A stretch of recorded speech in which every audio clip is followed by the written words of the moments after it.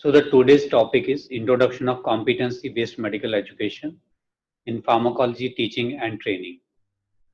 Today with me are Dr. Rakesh Mittal, Dr. Puneet Thumeja, and Dr. Manisha Visht. So this is the plan what we are planning in the next 1 hour. In the 45 minutes, we will discuss about need and concept, and then about pharmacology competencies, the role of pharmacology department, our role as a faculty, various teaching learning avenues, major changes in the pharmacology, major changes in the assessment, and some faculty training venues, and experience sharing by AIMS as well as the medical college. Last 15 minutes, we will look at the answers by the participants. Looking at the need, this is knowledge explosion in pharmacology. Look at the pharmacology inventory, just alone in COVID-19. In last month, the literature generated alone on COVID is equivalent to literature generated in many years. Doubling time of knowledge has decreased from 7 to 80 years to 45 days. And there's easy availability of knowledge. In pharmacology, we are going actually beyond the knowledge. We are looking at simulations, skill labs, virtual reality. So this is what you can see we are right now doing in undergraduates. We are using all of that. So with this came the new regulations, the Gazette notification, which is now a regulation from 2019 batch. And if you look inside, this is the pharmacology part. You will find only a small paragraph where competencies and integration. And you will wonder, this integration is there earlier also, but now also. But what you should notice here is the components which are given in 1, 2, and 3 points. And if you look at typical knowledge about the drugs, you will see that is confined to part 1 only. Second part is applications. Third part is against pharmacovigilance, essential medicines. And fourth part is ability to counsel. So you can see a lot of parts have been added for clinical applications. And the main competencies are in this document, which is known as live document.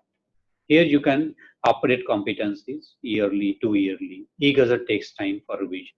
And it is completed by the second document, which is ADCOM. But here we are also talking about postgraduate training program. If you see in your specialty, now you will see on the MCI website, competency-based postgraduate curricula for each subject.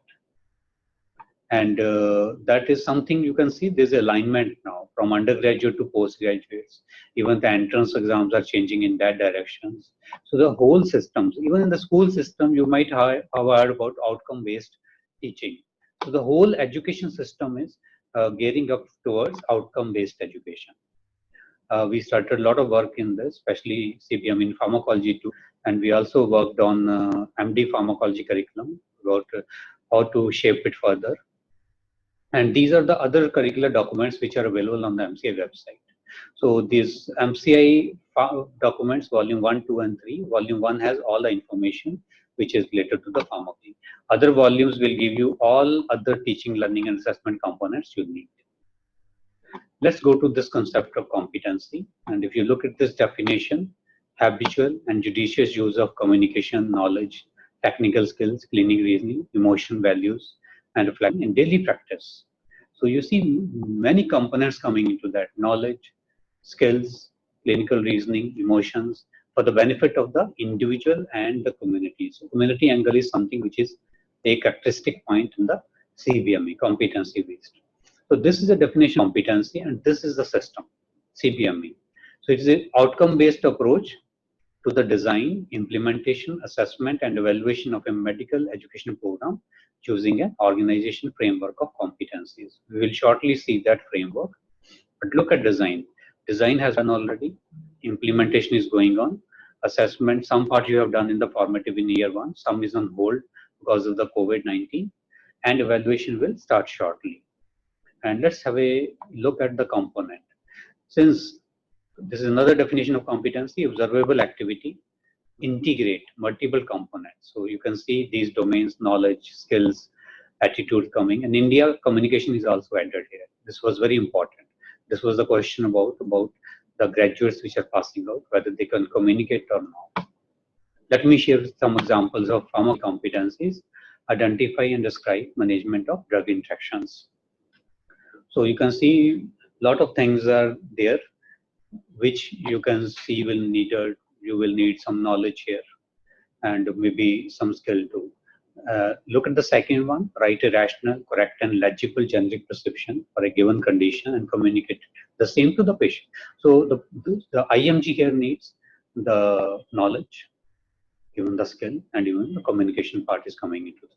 So competency is integration of many domains.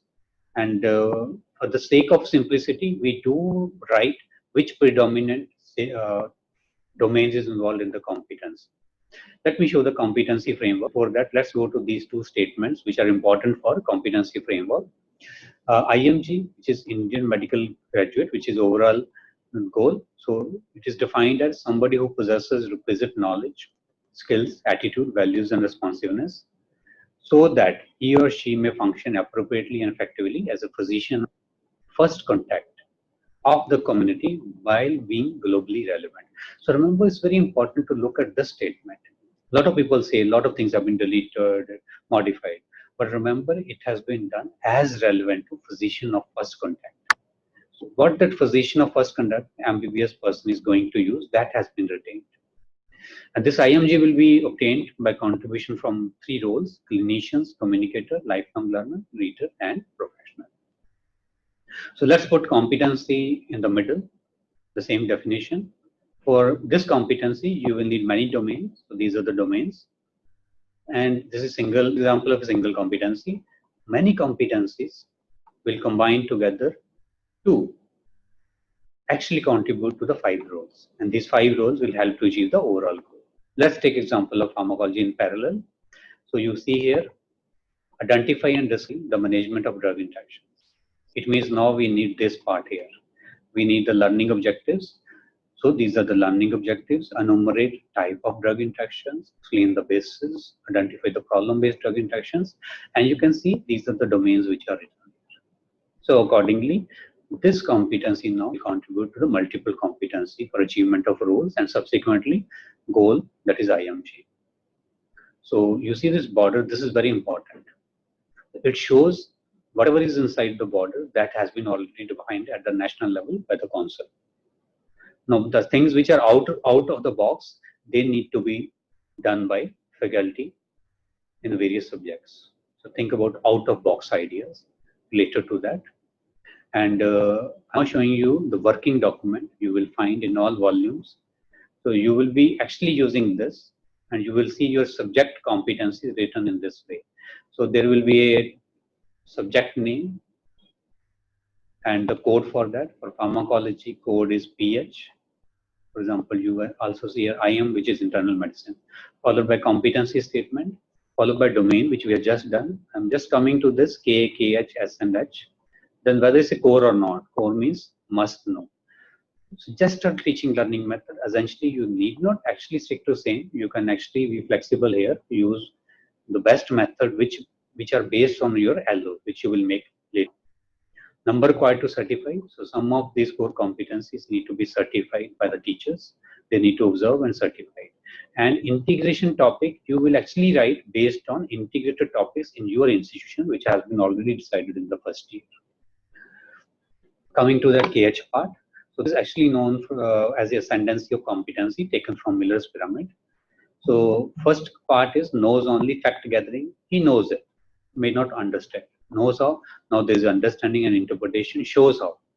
This is under observation. In MBBS, we go up to this level. Does is we after the MBBS when he performs in the OP. So most of the later on team learning and assessment has to be at these levels. I'm just showing you a large version of that to show you that how the various components in the competency tables are arranged. Let's see at the pharmacology topics. There are 5 topics and 85 competencies. Outcome is competency. Let's see what are those topics. If you look at the first is pharmacology, 64 competencies under knowledge. Then under skill, you find clinical pharmacy and clinical pharmacology, which has 8 competencies. Out of 8, 4 are require certification. Then experimental pharmacology 2, and in the end you have pharmacology in communication, that is 7. So in this way you can see it has been divided. Number of teaching learning methods you are already aware of. There are a few more like small group discussion. You are already doing the group discussions and make it case based. SDL, which we will be discussing in the coming up webinars. DOAP is new in the practical teaching. Demonstrate, observe, assist, and perform. You can use role plays, videos, simulations. In assessment, direct observation will have more. Then a lot of colleges are already shifted to OSPE and they are doing it. Objective structured practical examination, reviewing the records, logbooks, and reviewing the reflections. Now, if you look at the PubMed, looking at teaching learning pharmacology, you will get approximately 1,39,000 articles. If you narrow down to medical courses, it is approximately 66,000.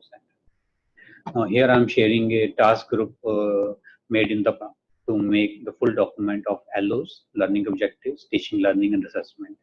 All the colleges were involved.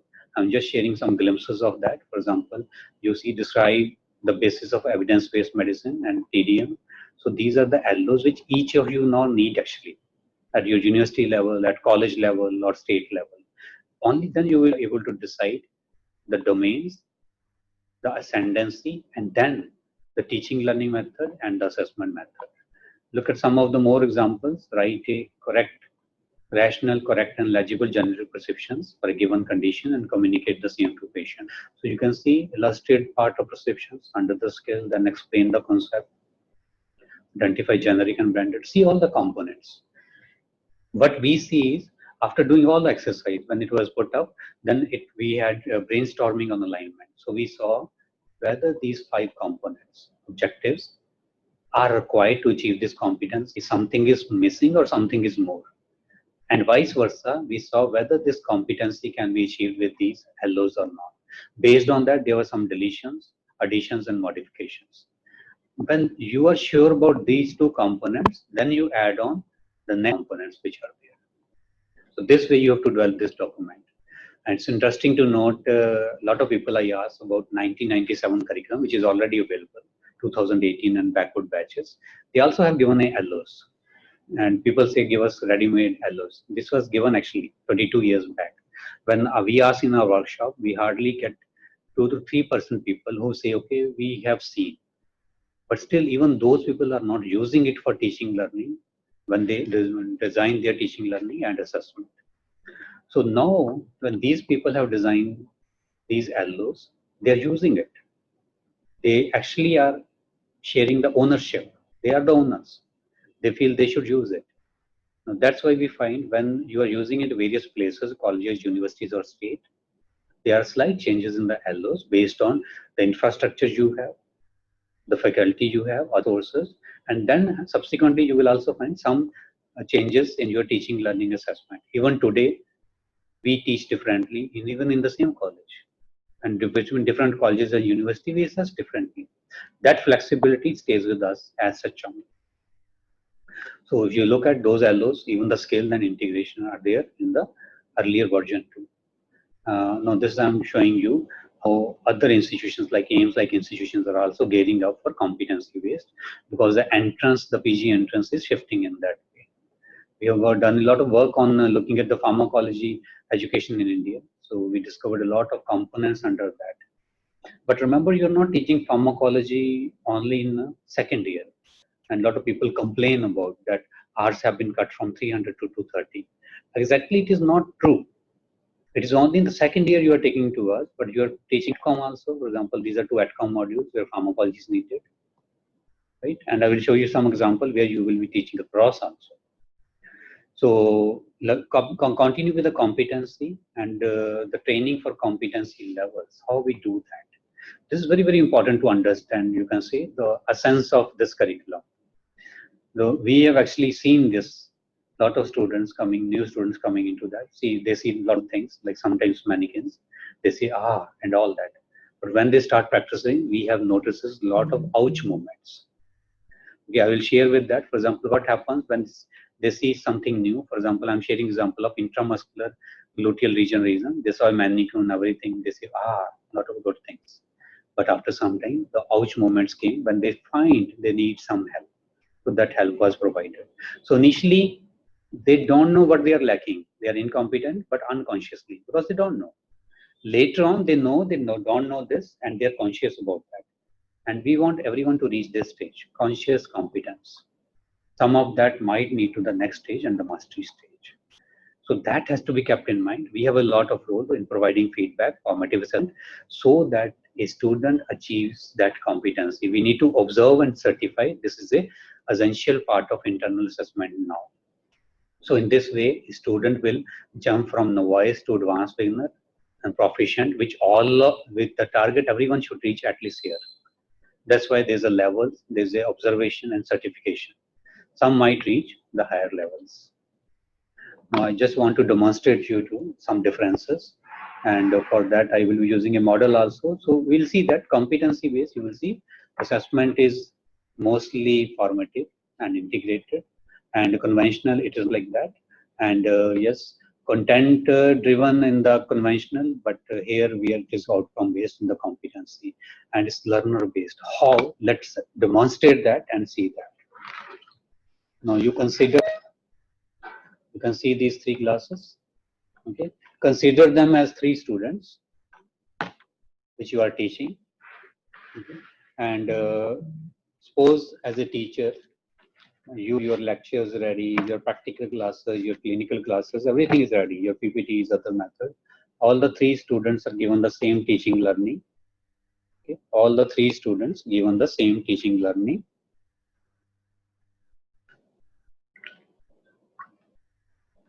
Then we take it out. 2-3 months have passed. Now you observe these students. Now you are sitting at a distance. Maybe I can compare you to external. So you can see the color, darker, less darker, very less color. So you can comment on that, and accordingly might say that if this student has reached internal assessment 35% and this has reached 80%, it's okay, they will appear in the examination. If in a conventional, it's a time bound, all of them will appear in the examination and might pass. It's a time bound, mainly time bound. But look at the other condition. I'm an internal examiner. These are close to me right now. I can actually drink them, smell them. I have access to additional characteristics, that is formative assessment. So I can actually now see this student is less, so maybe he needs something.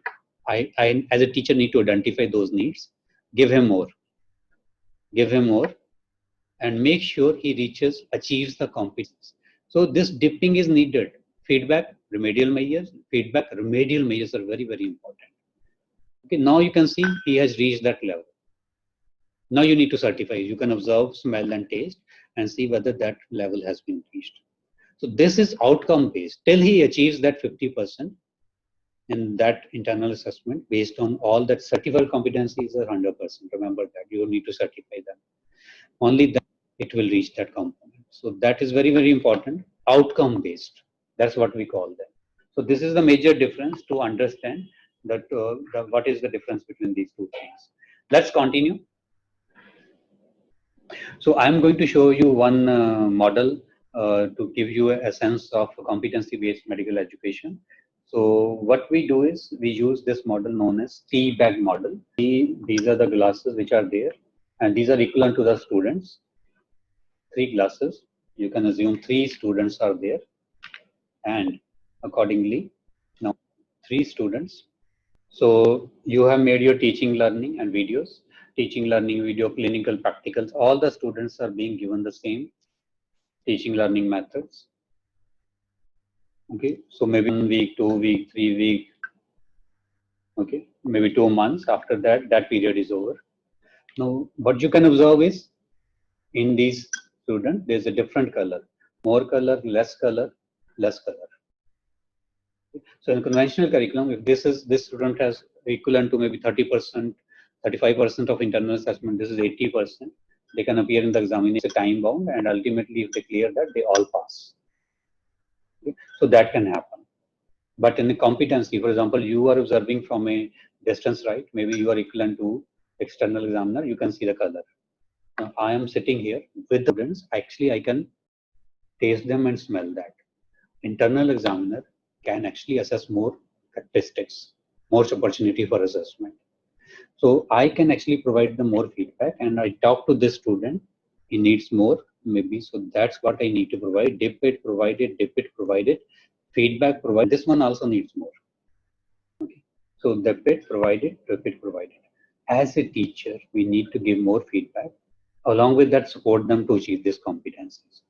Now, if you suppose this student also reached that defined competency, we assume this is a defined competency at the national level. With your students, you do various teaching learning methods, you're flexible in that, make sure they reach this competency. So that is the meaning now. Standard has been set at the national level. You can be flexible with your teaching learning. That's why LOs are in your hand. Okay?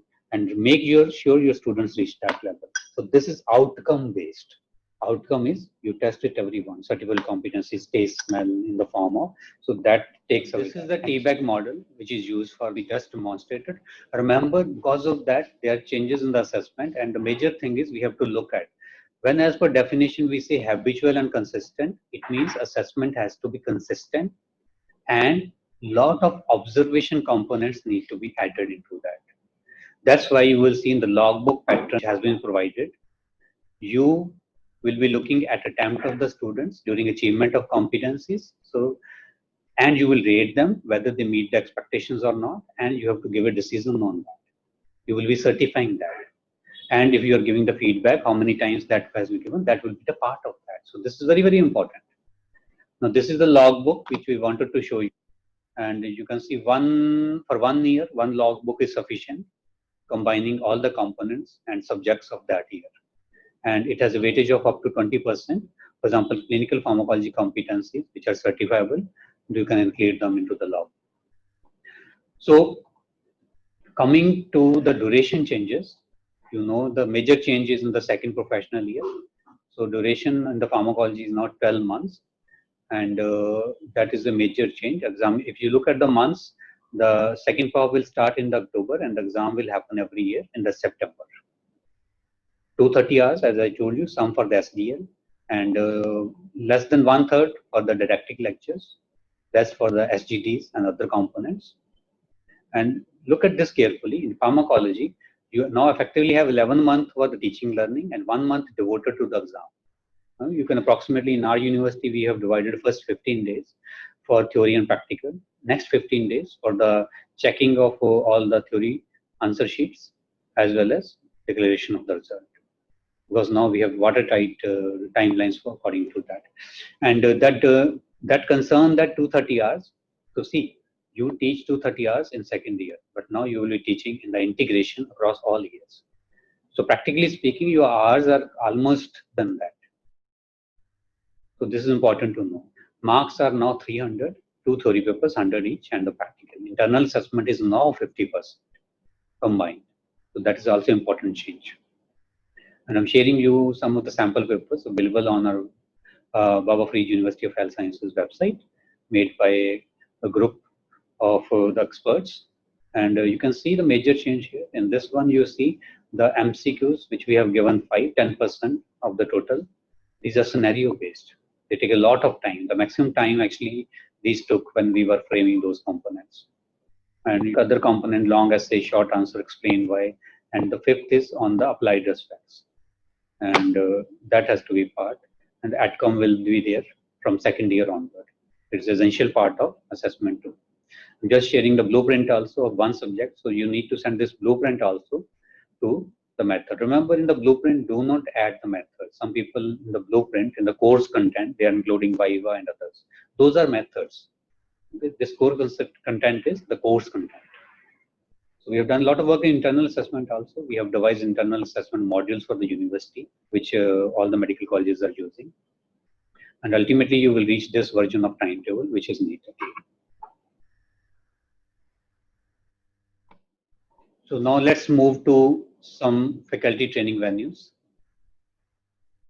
You might have seen this notification. Now for every teacher, it's mandatory to do a basic course in medical education technology by the MCI centers. So that is needed. I'm just showing you some changes that happened from 2019 when there was a thought of changing the curriculum.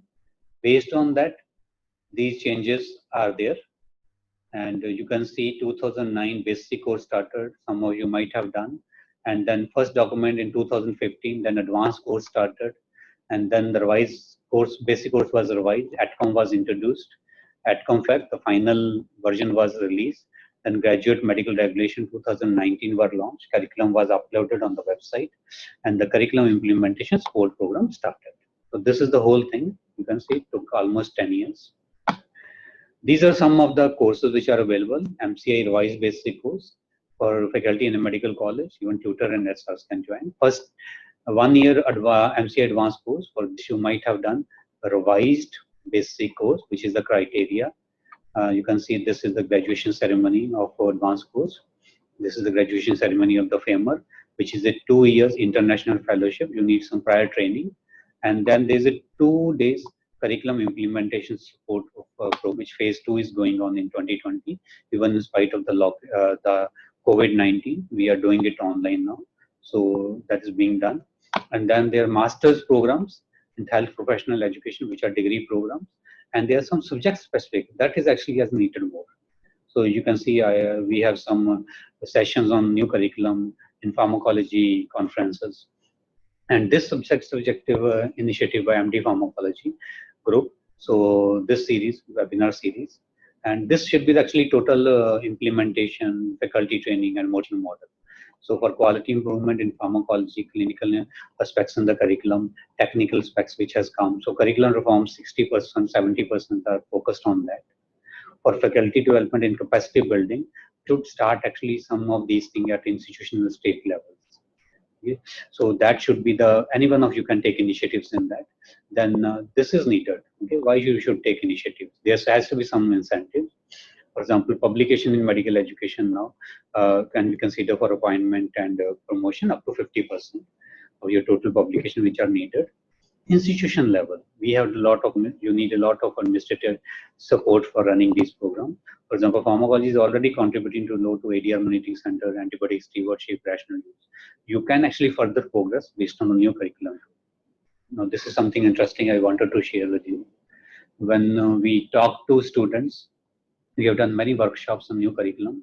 We were talking to one NGO group about what will happen was the new curriculum in India.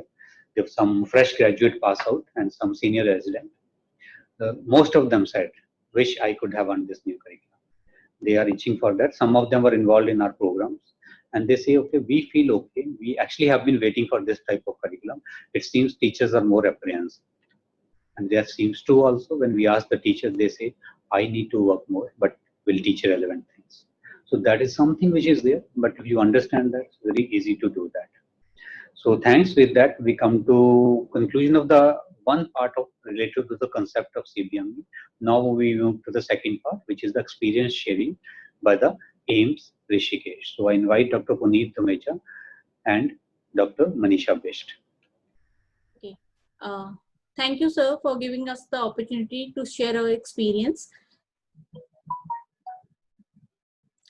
So in this session, we are going to share our experience of preparing for implementation of CBME in pharmacology in our institute.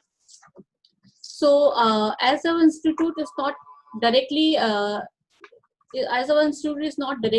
comes under MCI. So when our institute decided upon conducting including the CBME curriculum in our institute, a core committee was formed for CBME, which consisted of 10 members, which were having some, which were familiar with the CBME module. And after that, this core committee, they took a training session for all the HODs and undergraduate convener for different subjects. And there the different departments were sensitized regarding the CBME module and how they can prepare the module, and they were asked to take the reference of MCI document which is uploaded in the different sessions. So the departments were given the freedom to decide upon how they are going to prepare their CBME module. And then, for example, in most of the departments in our institute, they assign the different sessions, they defined the different topics to all the faculty members, and each faculty member, they contributed to the CBME module. And then when it was prepared, the undergraduate convener, he finalized the module, and that module was then submitted to the core committee. And the core committee then assists the CBME module, which was submitted by different departments. And then if there was any discrepancy or they needed any help, they were provided the feedback, and the final document was prepared. So if we talk about our departments, we prepared the respiratory, I'm just showing you one of the modules, respiratory module. So we prepared the module according to the system-wise module we had prepared, and we put the knowledge component as well as skill component together, so that when we are teaching, we can align them together. So in this document, I'm showing the knowledge component. For most of us, the knowledge component was not a problem at all, because we had already our learning objectives, and in the curriculum fit for, we have already designed the learning objectives, and more or less the knowledge component part was ready for us. The main problem and main concern for us was in the skill assessment and attitude component. There we have to really think upon which competencies we want to have the student to learn in the skill component in the respiratory system. So for example, in this document, we can see that we have put the competency as to prepare a list of P drugs for the management of asthma. Then the student should be able to write prescription for different types of asthma, chronic asthma and citrus asthmaticus, and also he should be able to communicate the proper use of inhalers and all. So all these things we had to really think that what we wanted the student to know, and how we are going to teach them, and finally how we are going to assist them. So it really took a lot of our time. And after that, when this module was prepared, we had finalized what we are going to teach and how we are going to assist. Then we had to think about the plans, how to implement all this CBME module. So for the knowledge component, we basically will be focusing more on the didactic lectures, but our focus will now more shift to case-based learning. We'll prefer to use more of case-based learning. For the skills component, as sir has already told, we will be using we have a skill lab. So whatever task trainers we can utilize, for example, intramuscular injection or IV injection, we will be utilizing that. And we will we'll having these DOAP sessions for imparting the skills. And another area that we have to really work upon is communication and attitude. So most of the times in pharmacology, we didn't have any assessment on communication and attitude, and we don't teach it as such. So to impart this knowledge, we will be using role plays and more of videos and role plays with the students, and we will be teaching them the communication and attitude skills. Then when we were planning this, how to implement, so we had thought of certain teaching learning methods which we want to include apart from our routine didactic lectures and tutorial sessions.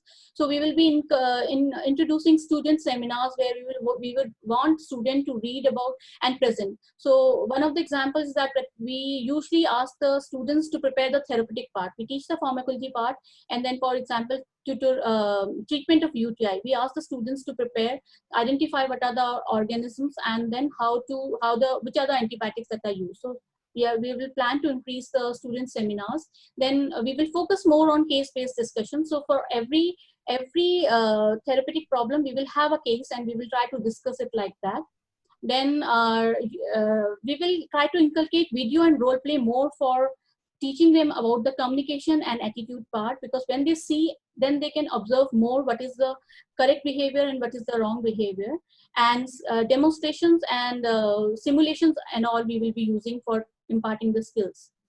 When we were planning all these sessions, we identified that we will be utilizing more of these teaching learning methods. We realized that these sessions are mainly small group discussions. So we will be requiring a small group sessions for all those things.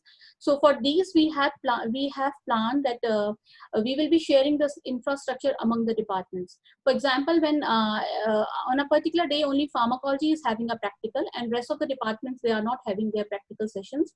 So we can pool in and we can have we can use their infrastructure and their demo rooms also to create more space for the students.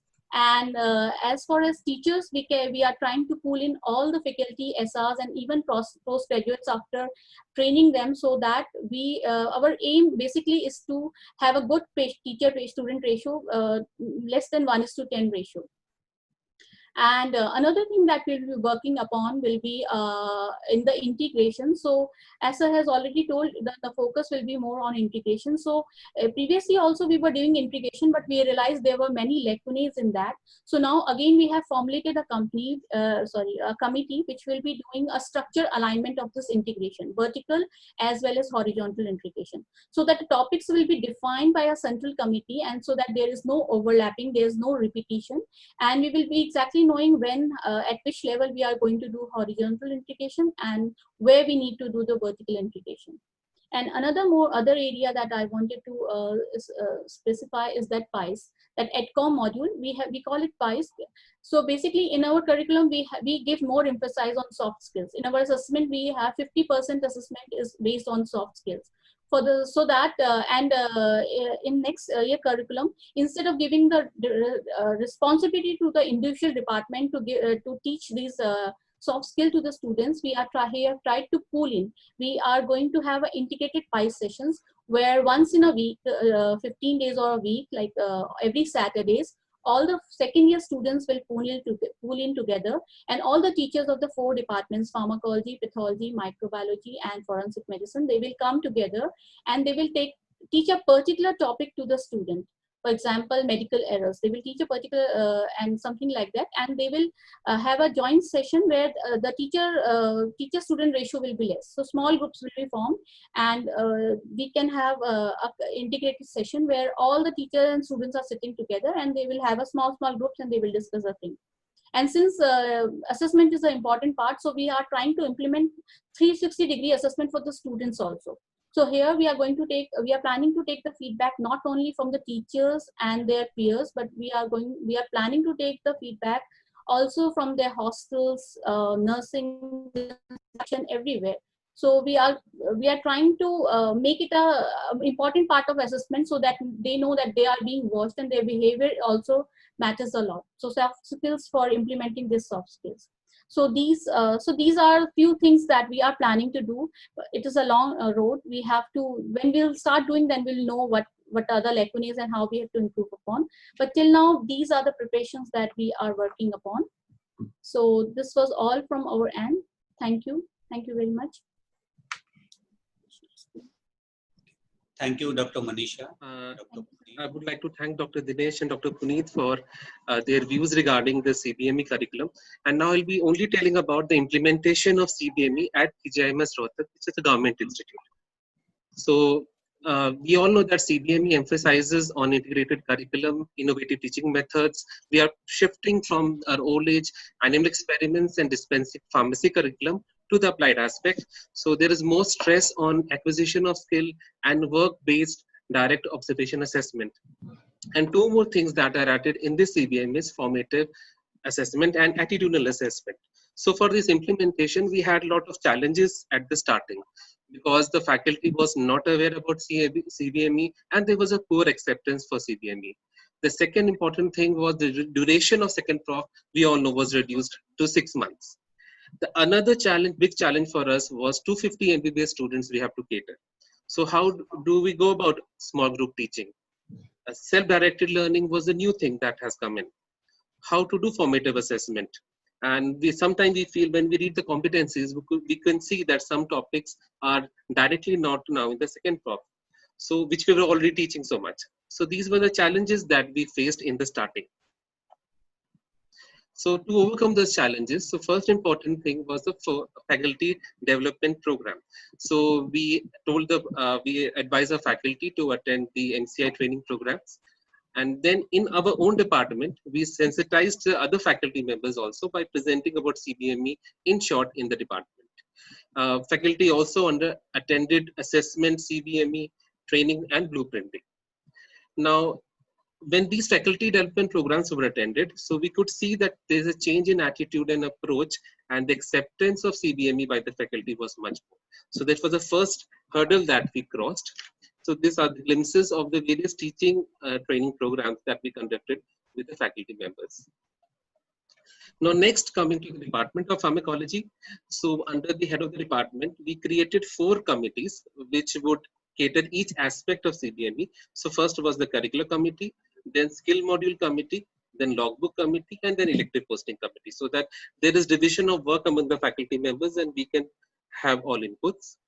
So coming to the first curriculum committee of the department, so this you all know that there are 85 competencies and they are more relevant to clinical practice, and the hours are more allotted to small group teaching. So there is a reduction in only 70 hours if you see the MCI module. Now this can be easily be taken care of because the topics that were duplicated among the paraclinical subjects have been avoided. And some of the topics like antimicrobial agents, now which we were dealing fully in the second prof, we can usually teach it with the clinical subjects now when they're teaching infections. So that would be more rational. And so what we did, so the department curriculum committee, they gave each competency the adequate number of lectures or small group or SDL for the whole 85 outcomes. And then it was presented in the department for suggestions. After it was finalized for each competency, how many lecture or small group or SDLs, then the competencies were divided among the faculty to prepare the specific learning objectives. And now we are still here. And now each faculty will present the SLOs in the department, and that would be validated. So we are at the last step now. Now, second challenge was small group teaching. Fortunately, we have 11 faculty members, 9 demonstrators and postgraduates. So PGs and demonstrators, they would be playing a key role in small group teaching. Earlier, we used to take tutorials, student seminars and group discussions. Now we are planning to add on the plenary sessions for the students and flipped classroom methods, mainly the jigsaw technique. So this will also help in formative assessment of the students because we will be checking their attitudes also, participation, active interest with the students. Coming to the skill part,